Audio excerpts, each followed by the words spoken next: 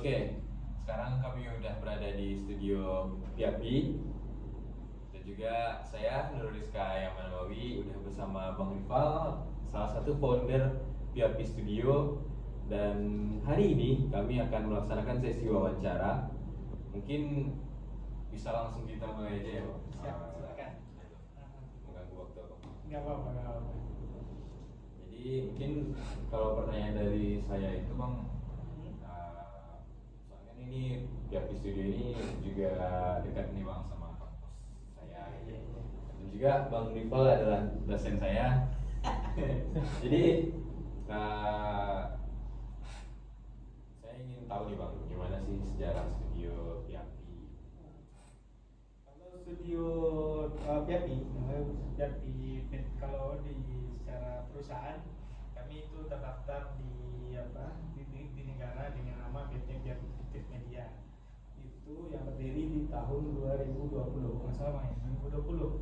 Waktu itu kami itu terdaftarnya sebagai apa? Tapi sebelum itu kami udah itu dalam bentuk perusahaan. Tapi sebelum itu kami udah masuk dalam bentuk komunitas. Itu istilahnya kami ngumpul lah, seperti itu kan. Jadi beberapa founder, kami ada berempat foundernya di awalnya. Terus kemudian kami kumpul komunitas itu 2016 kami itu ngontrak satu rumah di sekitar Kota Padang untuk ya kita ngapain nih gitu. Di 2016 itu statusnya masih ada yang mahasiswa, masih ada yang statusnya udah lulus lah, sudah sarjana gitu kan, dari 4 orang tuh. Nah, terus kami ngumpul dalam satu rumah, kerjain apa yang bisa gitu. Jadi pas waktu itu di 2016 kami dapat ada juga ada lomba waktu itu.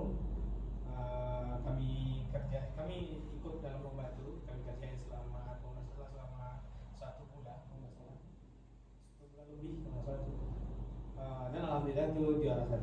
Dapat hadiahnya itu nggak kami bagi, tapi kami sewakan ke kontrakan untuk satu rumah kayak gitu.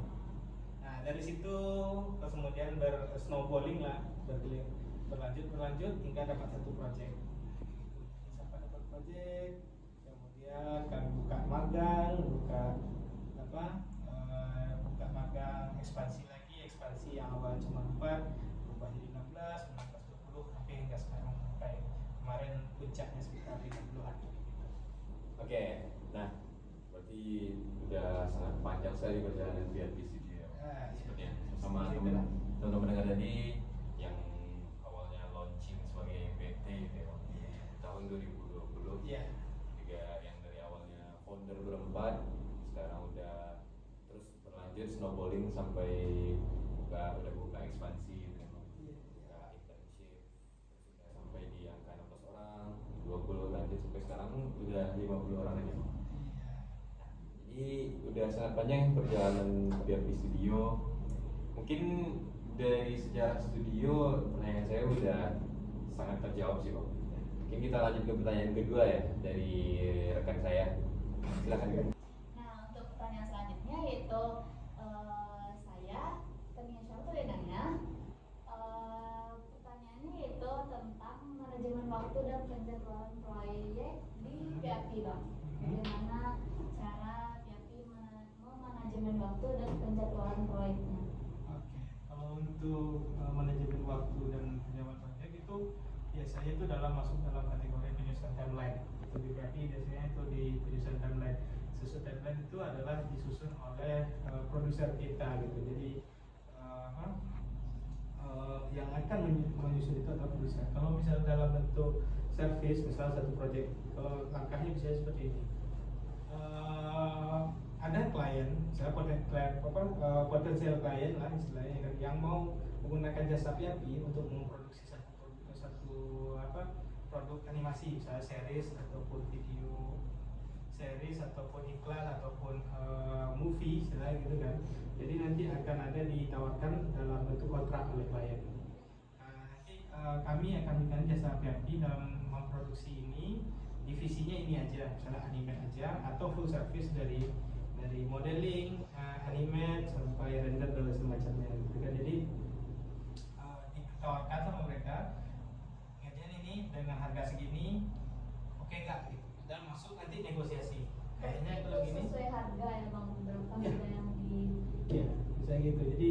klien ngasih harga begini, kami oh ini pengerjaannya berapa lama, kami tanyain berapa lama pengerjaan, mereka kasih begini.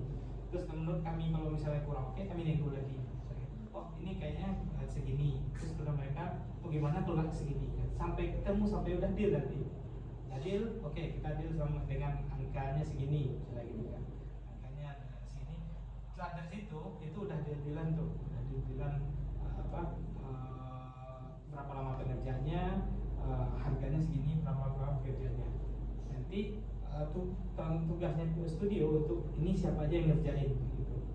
Begitu lagi. Jadi pas setelah itu nanti ketika itu ada kontrak, di pas kontrak itu nanti dalam kontrak itu jelasin bahwa ini pengerjaannya selama segini dan ada kompensasi waktu kalau bisa terlambat segini. Semuanya detail dalam kontrak. Kayak gitu. Jadi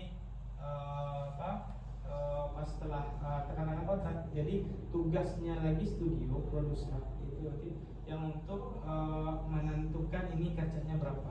Misalnya sama klien ini harus satu episode harus kelar ya 1 minggu ya.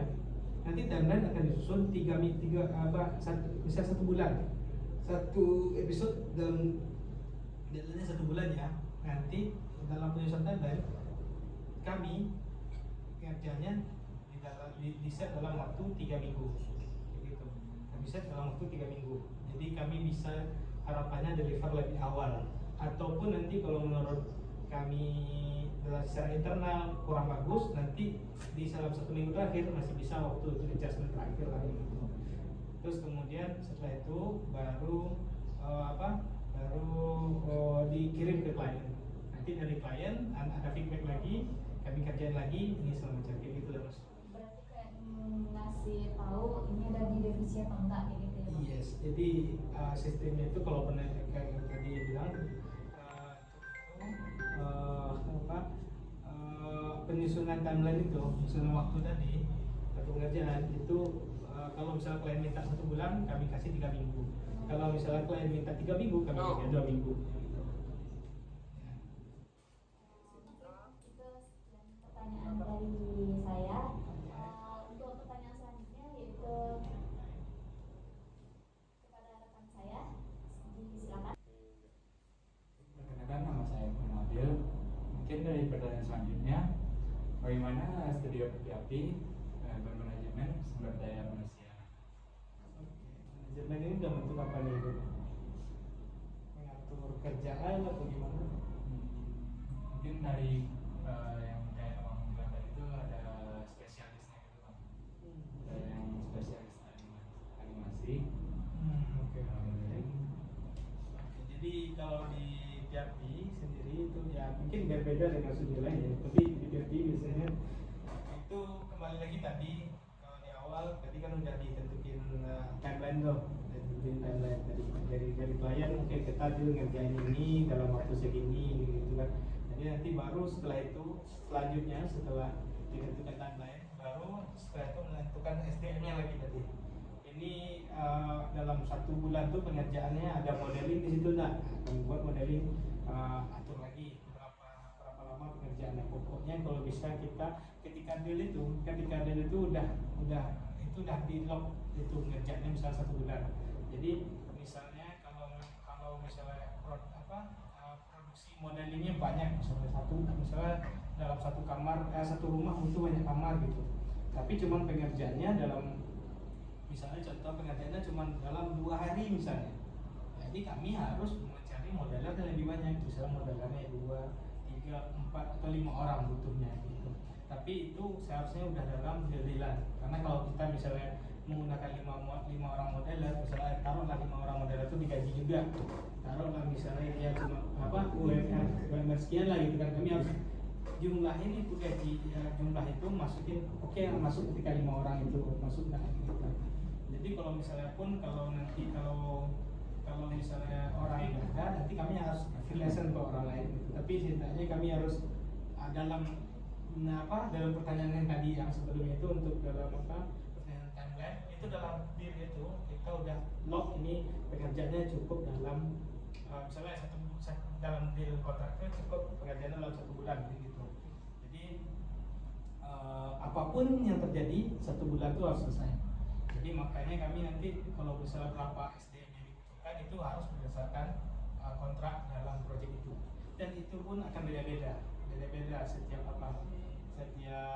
proyek itu. Misalnya ada proyek yang butuh modeler 5 orang, butuh satu proyek yang butuh cuman modeler 1 orang, atau mungkin ada proyek yang butuh modeler 2 orang, ataupun nggak butuh modeler sama sekali, ada juga. Jadi emang penentuan SDM itu berdasarkan proyek dan kontrak yang tadi gitu. Terus itu kayak gitu pun juga dengan animator, juga dengan divisi lain, storyboard dan segala macam. Berarti bukan dari orang itu dalam saya kayak dapat dalam pembagian gajinya itu merata. Oh tidak. Kalau untuk SDM di PFP itu sendiri, abang yakin pun di studio landing itu nilai kontrak satu orang akan beda dengan orang lain berdasarkan kemampuannya. Tapi kalau bisa abang bilang yang jadi penentu banget kayak gini, kalau misalnya kerjaannya dia bisa digantikan orang lain, gajinya ya minimum. Contoh misalnya dia kerja di PFP, istilahnya contoh kan ya, nyapu atau nyuci, ada kan, nyuci piring atau nyapu itu kan bisa digantikan sama orang lain, itu gajinya rendah, misalnya itu bisa dikatakan bisa bisa digantikan lah kayak gitu. Tapi ketika orang itu nggak bisa digantikan, misalnya dia bisa ngerjain yang ini tanpa harus direvisi, ataupun nanti tanpa dia PHP ini nggak bisa jalan, itu tentu kami akan hargai lebih tinggi gitu. Dan setiap orang tuh punya spektrum, jadi ini yang paling ini nggak bisa digantikan, ini bisa digantikan. Kami akan menaruh nanti setiap kontrak tuh dia di sini, itu dia yang paling ujung, nggak bisa digantikan gitu. Nggak bisa digantikan, harganya segini. Jadi kami kalau misalnya tanya gaji tadi adalah semua yang kontrak di sini harganya beda-beda, tergantung kemampuannya tadi. Dan cara yang paling menentukan, kan kemampuan itu subjektif kan ya, ini bagus ya kan. Tapi yang membuatnya dia jadi objektif adalah ketika dia hilang, berarti kewalahan. Nah itu bisa dibilang itu bagus. Jadi masukan juga untuk teman-teman. Jadi emang developlah skill yang sangat-sangat yang bisa digantikan oleh orang lain ataupun kalau misalnya merasa teman-teman itu hilang dari studio itu, kawan studio itu nggak akan bisa bergerak ke bawah. Kawan harus menciptakan value itu. Contohnya ada beberapa orang misalnya tanpa kawan-kawan nanti misalnya sistemnya akan berantakan, misalnya itu kan segala macam. Jadi caranya adalah perbanyak portofolio, perbanyak skill teman-teman gitu. Jadi nanti misalnya contoh style kawan-kawan itu akan menjadi patokan.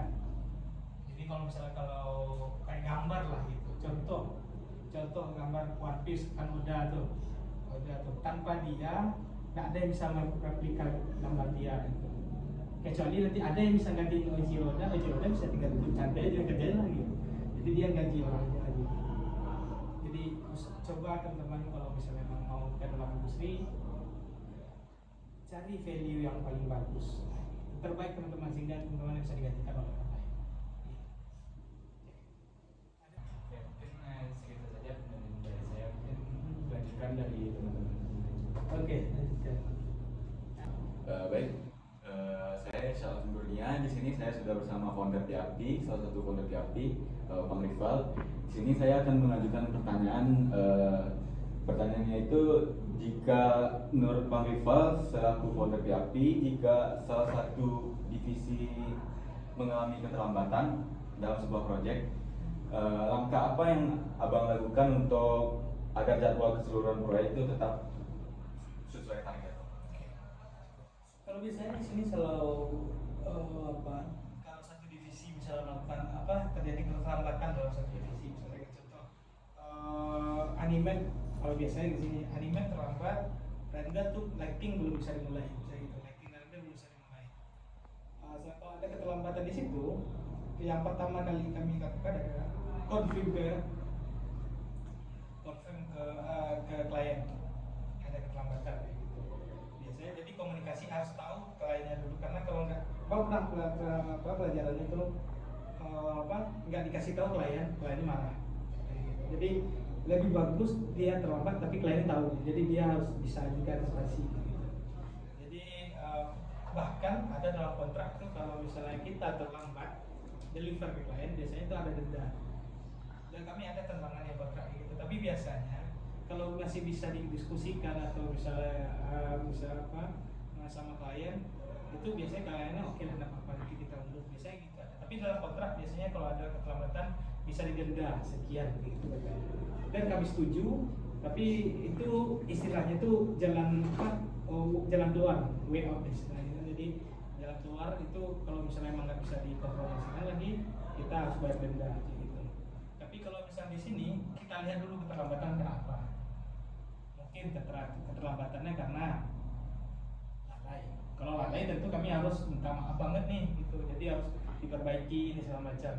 Kalau emang lalai, berarti kami harus suruh teman-teman di sini lembur. Apapun itu, sampai abang pernah lembur sampai abang kerja dari pagi sampai jam 6 pagi lagi gitu. Karena emang kliennya nungguin juga. Nah, jadi saya pernah tuh. Jadi jam 6 tuh abang udah naik, maaf banget ya, kayaknya udah nggak kuat lagi nih. Besok nanti mungkin saya istirahat dulu, nanti siang mulai lagi ya gitu. Ada mereka oke gitu. Jadi pun kalau emang itu karena kelalaian gitu. Jadi harus apa. Tapi kalau misalnya keterlambatan itu karena misal contoh asetnya, misalnya kami asetnya terlambat dari mereka, atau asetnya bermasalah terus mereka nggak bisa perbaiki, terus dari itu kami perbaiki di sini. Nah itu biasanya itu kami punya hak juga untuk kompensasi gitu. Jadi bilang ke kliennya, ini kenapa ini terlambat gara-gara ini, jadi deadline-nya bisa diundur kan. Biasanya kalau kita didiskusikan seharusnya aman gitu. Ketika komunikasi itu dibuat dengan baik, bukan nggak ngegas, ini kok lama banget ya, bukan kayak gitu. Jadi sejauh ini kami punya klien nggak ada yang sampai toxic gitu banget. Jadi ketika kami bilang komunikasi pokoknya jelasin aja, kayak ini terlambat karena alasan ini, tolong minta waktu segini ya, oke. Jadi kami semua klien yang kami temui selama ini, ketika kita masih sopan menyampaikannya dengan diskusi dan disampaikan gitu, nggak didiamin aja gitu kan. Pas di akhir nanti baru dijelasin, itu dia marah gitu. Pernah lagi gitu tuh. Jadi sempat bang nggak nyampein kenapa kan tiba-tiba menghilang aja gitu, bisa dihubungi, halo gitu kan. Terus kita merasa bersalah nggak kita tanggapin, tapi ketika udah selesai baru kirim, dia marah. Pokoknya harus disampaikan apapun itu keterlambatan. Kalau itu di bagian kita, kalau bagian kita pun keterlambatan misalnya gitu kan, tim harus lembur kalau lalai misalnya.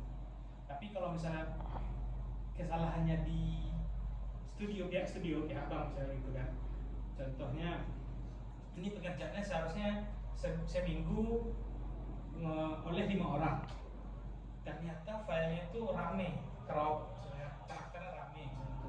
Ternyata ini nggak bisa 5 orang, kayaknya harus 7 orang deh. Itu kan kelalaian di studio tuh, miscalculation lah misalnya gitu kan. Jadi itu solusinya adalah kami harus cari orang tambahan 2 orang lagi dengan cara freelance, masih kayak freelance. Atau ini timnya 5 ini, kalian mau nggak nih kasih tambah gaji apa? Ini tambah beban kerja, itu dia ditambah, namanya istilah kami di sini adalah bounty, kayak bounty One Piece gitu. Jadi kan kalau masalah ada kerjaannya, kan ada misalnya 2 lagi, misalnya 5 apa nih? Misalnya 5 detik untuk 5 orang. Ternyata ada 2 titik tambahan yang kami miskalkulasi tadi. Jadi yang 2 detik ini, siapa yang di antara 5 ini bisa ngerjain? Nah itu ada duit tambahan tuh mereka gitu. Itu salah satu solusinya. Jadi lihat dulu masalahnya di mana, baru kasih solusi. Banyak solusinya di situ. Yang penting komunikasi. Berarti mau nggak mau dia harus lembur ya kalau Harus lembur gitu. Tapi kalau kelalaian dia, itu maksudnya itu ini kami ada yang namanya sistemnya sini adalah bid hour. Bid hour itu kalau jelasin lagi bahwa ini kayaknya 3 SKS nanti. Jadi si istilahnya itu dia udah banyak standar. Kalau nggak selesai sama dia, kemungkinan mungkin karena lalai, mungkin sambil kerja tuh ya YouTube 5 menit, kerja 2 menit, ya YouTube 10 menit, kerja 3 menit. Itu kan lalai tuh. Yang lain udah selesai, dia belum, dia harus nunggu. Dan murni nggak dibayar. Tapi kalau misalnya contoh dari kayak Gonti tadi, dia tambahan kerjaan, tentu kami akan ya. Fair aja. Bonus ya paling banyak. Iya, istilahnya bonus. Dan kebanyakan di sini sejauh ini emang anak-anak tuh haus akan bonus gitu. Jadi kalau ada kesempatan Gonti dia mau ambil. Jadi karena malam-malam di sini, makanya di sini sering sampai malam sampai jam 12 mereka masih banyak orang di sini. Karena nyaman juga kan. Sekian dari pertanyaan saya, Bang. Oke, oke. Silakan menjawab. Oke, sip. Selanjutnya pertanyaan berikutnya oleh rekan saya. Oke, siap. Oke. Baik, perkenalkan nama saya Akbar Beki. Saya bersama founder Piapi, Bang Rival. Saya mau menanyakan gimana pengendalian kualitas dari studio atau revisinya. Oke. Oke. Ini warnanya kurang, terus gimana cara revisinya? Oke. Kalau di sini untuk quality control ya, istilahnya itu dalam produksi di PHP itu istilahnya adalah quality control. Yang mana kalau kita nih, kalau apalagi dalam buat animasi itu biasanya kan kita kelompok kan ya. Kelompok dalam satu divisi itu ada misalnya 2, 3 sampai 5 orang gitu. Contohnya kayak kebanyakan di sini adalah yang strong strong pointnya di PHP itu adalah animasi kami banyak animatornya gitu. Animatornya banyak dan banyak juga yang berbakat yang istilahnya di animator. Dan dalam mengerjakan itu animator bisa jadi dalam satu proyek itu ada 5, 6, 7 sampai 8 orang dengan skill dan stylenya beda-beda. Tapi kalau dalam satu proyek itu semuanya harus sama stone gitu kan. Jadi kami itu untuk quality control, untuk menjaga kualitas itu, kami setiap divisi itu harus ada namanya SPV, supervisor. Jadi setiap tim itu ada supervisor. Jadi tingkatannya begini. Artis nanti ada banyak artisnya akan dikontrol oleh satu nama supervisor. Jadi kayak ini larinya terlalu cepat, yang ini terlalu lambat, disamain. Ini timingnya terlalu cepat, ini timingnya standar, disamain. Ini kualitasnya terlalu bagus, ini kualitasnya biasa aja, yang bagus mungkin harus diturunin. Jangan terlalu bagus, ada juga yang kayak gitu. Itu kerjanya SPV. SPV ini adalah kalau bisa ini kualitas animator yang paling hebat di antara yang lainnya itu dia akan jadi SPV misalnya gitu. Itu yang SPV yang teknikal. Kemudian di atas SPV ada namanya director, direct yang mengarahkan. Jadi nanti ketika yang udah difilter oleh SPV ini, director akan cek lagi.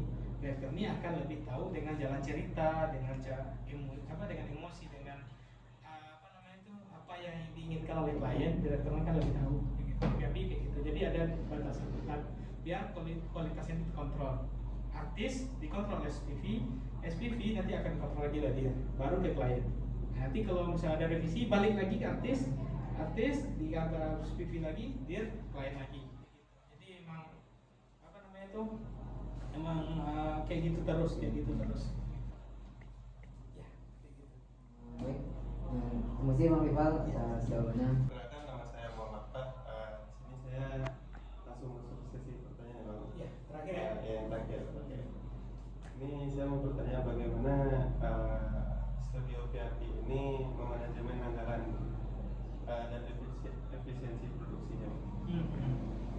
Oke, kalau anggaran dan efisiensi produksi itu kembali lagi dalam dalam pembahasannya kontrak tadi, kontrak dengan klien berapa harganya gitu. Jadi emang akan menyesuaikan dengan itu. Tapi ini sedikit gambaran pelajaran lah untuk teman-teman semuanya ya, untuk bisnis. Untuk supaya anggaran yang ada ini termanfaatkan dengan baik, dengan efisien gitu kan. Jadi nanti kan tadi kita sudah establish tuh, ketika klien datang dia menawarkan dengan satu proyek dengan harga segini, kita asumsikan aja dengan untuk memudahkan matematik kita kasih 100 juta, dia klien ngasih nih 100 juta, tolong selesaiin ya gitu, proyek ini. Ya jadi klien tuh maunya adalah dikasih duit, kerjain, dan yang kita kerjakan sesuai dengan apa yang diharapkan. Oke, yang itu dulu. Terus kemudian untuk supaya 100 juta ini termanfaatkan dengan baik, jadi kita harus mengalokasikannya dengan baik pula, kayak gitu. Kalau dalam bisnis, supaya dia ini kita studio dan bisnis ini berkembang, dari 1 juta itu kita keluarkan modal kira-kira 60 sampai 70%, istilahnya kayak gitu. Jadi ini sedikit gambaran untuk teman-teman. Mungkin di studio lain beda, tapi setidaknya apa yang biasa di sini. Jadi misalnya kayak contoh, kita harus mengeluarkan 70% itu untuk untuk modal. Modalnya itu adalah menggaji karyawan. Misalnya 70 juta. Jadi 70 juta ini kita harus menggunakan berapa orang tenaga kerja. Kayak gitu. 70 juta ini berapa orang nih? Apakah 10 ataupun 12 orang atau berapa orang? Pokoknya 70 juta ini itu maksimal, nggak bisa lebih, gitu. Maksimal untuk untuk menggaji karyawan supaya hasilnya maksimal. Jangan semuanya itu bisa 70 juta, kita cuma gunakan 30 juta. Kalau 30 juta mungkin tuh untuk gaji anak-anak, misalnya kayak fresh graduate semua magang, itu kualitasnya bagus nanti, supaya kita misalnya dalam perusahaan untuk ambil untung sebanyak-banyaknya, itu dalam waktu itu dapat untung sebentar, kawan-kawan besok akan dipakai lagi sama klien itu, gitu. Jadi kita dalam 70 juta ini maksimalkan banget, kita kasih kualitas terbaik dengan menggunakan karyawan atau skill-skill yang terbaiknya di situ. Dalam 70 juta itu. Ini kita angka-angka hayal-hayal dulu ya, supaya lebih memudahkan nanti kita tuh. Terus biar kalian tuh puas. 30 juta lagi itu untuk sewa gedung, biar listrik, dan upgrade apa yang dibutuhkan. Misalnya contoh beli PC, ataupun nanti makan siangnya, ini segala macam, dan juga masuk ke dalam keuntungan nanti. Jadi ambil di situ keuntungan supaya nanti keuntungan ini bisa untuk investasi kita lagi, menggaji orang tambahan, beli inventaris yang lain segala macam gitu. Jadi 70% tuh kita maksimalkan di situ modalnya, 30% lagi, 30 juta itu adalah keuntungan kawan-kawan. Gitu kalau misalnya mau kalau untuk bahas anggaran tadi. Jadi kalau itu ilmu dasar banget tuh dalam bisnis. Tapi kalau misalnya lebih detail lagi, nanti akan ada lagi bagian-bagian yang lainnya nanti itu. Ada yang untuk ada yang untuk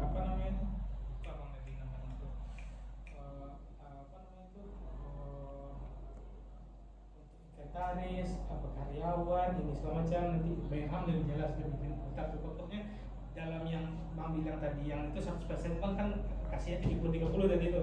Nah, dalam lain itu kan banyak lagi itu pembagiannya lain-lain itu, tapi setidaknya mindsetnya adalah situ gitu. Jadi untuk memaksimalkan anggaran itu 70% jadikan modal, 30% pastikan untuk yang ini. Jangan sampai kita menggunakan dengan modal yang ada, kita gunakan 30% atau 40% untuk modal.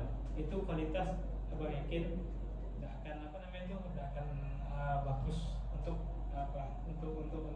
klien besok nggak akan pakai lagi. Nah, kalau bisa kerja tapi kalau misalnya nilai kontraknya besar, tentu kualitasnya besar juga. Kalau kita nggak ada, kita gunakan modal itu untuk mendatangkan orang dari luar. Misalnya contoh PAP tiba-tiba dapat project Disney misalnya gitu kan, movie, tapi belum bisa sekualitas seperti itu. Tapi kita modal deal ada nih, nah kita hire orang-orang dari luar, gitu kan, modal kita ada tuh. Jadi kita hire orang-orang yang di luar. Gitu. Jangan paksakan modal seminim mungkin, nah nanti nggak bisa deliver. Itu ada kasus juga tuh sebelumnya, karena kalau misalnya di minimal banget modalnya gitu kan, nggak bisa deliver, akhirnya buruk nama Indonesia, buruk nama studio, dan orang nggak akan pakai jasa kita lagi. Bisa gitu. Oke. Mungkin jawaban pertanyaan terjawab. Banyak nih sama Bang Rival. Mungkin sekian dari